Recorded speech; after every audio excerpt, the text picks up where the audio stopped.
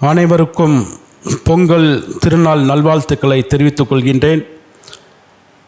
தமிழர்களின் ஒரு தினமாக கொண்டாடுகின்ற இந்த பொங்கல் திருநாளிலே தமிழரின் வீர விளையாட்டாக இருக்கின்ற ஜல்லிக்கட்டு நடத்துகின்ற ஒரு நிலையில் அதை மத்திய அரசு நிறுத்தியவுடன் அந்த ஜல்லிக்கட்டை மீண்டும் எடுத்து கொடுத்த இயக்கம் அனைத்திந்திய அண்ணா திராவிட முன்னேற்றங்களும் தமிழகத்தில் இருக்கின்ற ஜாதி மதங்களுக்கு அப்பாற்பட்டு எல்லோரும் இணைந்து நடத்துகின்ற ஒரு விழாதான் பொங்கல் விழா.